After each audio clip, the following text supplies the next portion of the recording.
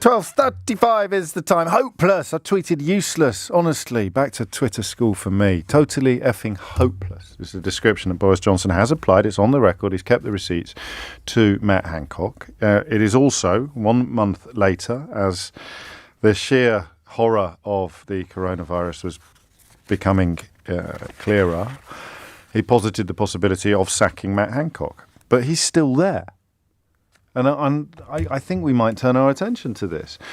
Oddly, and make of this what you will, it's not great news for Keir Starmer, because he failed, I think, once again to make meaningful progress there. And once again, Ian Blackford of the SNP just sounded a little bit more in command, a little bit more effective. But I don't know, maybe that's just my ears. I'm drawn to this idea of why. And I've got some theories. But we're short of time. I keep doing this on Wednesdays. I keep forgetting that there are only 3 hours. I know, you should see the letters management get insisting that I do at least 6 hours a day of broadcasting, 10 hours a day. Problem is, all my colleagues are so good. Well, most of them. I don't want to necessarily inflict my interpretations upon you immediately. So if you want to have a crack at telling me, just have a go at it. Oh, and remember, don't forget that Boris is doing his best. I don't know if you saw the press conference on Monday where he read a number wrong, which I thought everyone could agree that's not really good enough. Remember when Diane Abbott got a sum wrong live on the radio that she was trying to do in her head? Boris Johnson had to read a number. Like when Priti Patel that time couldn't actually read a number off a piece of paper or an auto cue in front of them. And I saw one fellow on social media say, well, it's very difficult. I'd like to see you deal with all the stuff that he deals with, which is, I mean, partly hilarious and partly completely cultish. So there's a bit more on the coming stuff about the way he chairs meetings that's very interesting as well. Actually, I may share that with you in a moment. But before all of that, would you like to speculate upon or posit an answer to the question of why he left a man he considered to be totally effing hopeless? Keith, you better keep an eye on me on this. If I lose the self-censorship on the effing, you know what to do. Totally effing hopeless. And a month later, in the end of April 2020, wanted to replace him, but was urged perhaps not to replace him with Michael Gove because the Cabinet Office was in such a mess. So Cummings' analysis, if I've understood it correctly, and it's possible I haven't, he thought that would make a bad situation worse.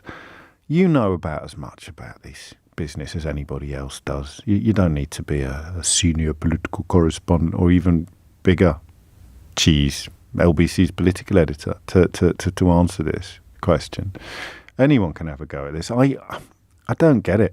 If I had sent a text to my most senior consiglieres describing Keith as totally effing hopeless, and then a month later I'd said, let's get rid of Keith. Let's replace him with Calvin, which also begins with a K. So, and then a year later, we had presided over 12 months of unprecedented disaster on this radio programme. Don't text me to say that we have. This is a theoretical universe in which I expressed my considered opinion that Keith is totally effing hopeless. And a month later, I posited the possibility of getting rid of him. And then we had 12 months of disaster, Ofcom complaints being upheld left, right and centre, studio falling apart, reading out emails from people like Michael Hunt, all sorts of terrible on-air disasters that are so easily avoidable. Maybe, I don't know, going in for some lockdown denial or coming out as an anti-vaxxer, just riding absolutely roughshod over all the basic tenets of journalism. And then you turned around to me at the end of that period and say, well, why didn't you get rid of Keith around about the time that you were suggesting that not only was he totally effing hopeless, but also that you should get rid of him? And I'd like you to answer that question. Again, I find myself in that weird place where I would really like to hear your answer to that question if you're still a member of the Boris Johnson fan club. If you're still in that, well, he's done his best, he's doing his best school of defence. But don't know that you're minded to ring me yet. You will eventually. We're all going to have to end up agreeing with the analysis I've been sharing with you for the last 4 or 5 years, because the alternative would be complete oblivion and a kind of utter abandon. I mean, even Dominic Cummings is agreeing with me now. So if you think I'm being a bit cocky or a bit overly ambitious when I say, I promise you that eventually everybody will publicly agree with my analysis of Boris Johnson, you say, oh, yeah, right, where's your proof? I said, well, the man that put him in Downing Street and enjoyed a tenure as his most senior and important advisor agrees with me. You'd have to go, yeah, but I don't. I said, well, who knows him better, you or Dominic Cummings? So why?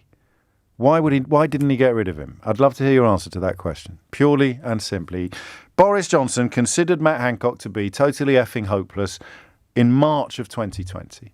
A month later, he said he wanted to get rid of him. A month later, he could see no solution to some of the problems being presented other than getting rid of him. But he didn't. So, drawing upon what you know, or what you think, or what you see, or what you hear, why didn't he get rid of Matt Hancock back in March, April, or even early May of 2020? And don't forget, this is, a mischievous radio inquiry. But here is the crucial question that he would be desperate to avoid. And this is, if I were advising Keir Starmer, this is where I'd have told him to go in. Or whether or not we'd have worked it out quick enough, I don't know. But here is the question. What's the death toll today? Do we know? What's the death count up to? Because Matt Hancock is still Secretary of State for Health. And I think all but the most ridiculous cultists accept that many of the tens of thousands of deaths that we've seen would have been avoided by different policies, by more effective policies, by, for example, a £37 billion test and trace system that actually worked. So here's the point. And it's not a pretty point, I'm afraid. It's not a pleasant point.